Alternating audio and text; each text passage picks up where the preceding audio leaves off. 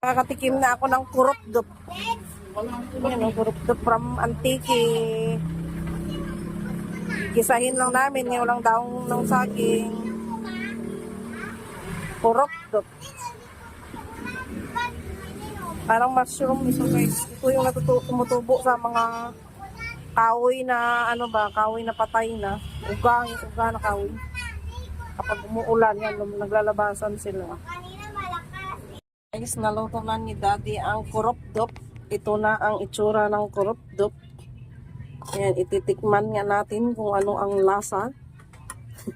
Ginisa nga ito sa bawang sibuyas.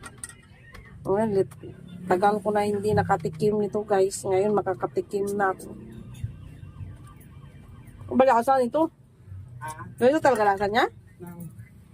Ano pa ba speak mo lasa niya? Kalpulup yan. Ito lasa niya. Alam mo lasang baboy yan. Iba talaga yung lasa na yung gintoom. Ay iba yun. Siyempre kakatas yun. Yung ginisa lang eh. Ginisa. Ayan ang itsura ng kurupdop na luto na guys.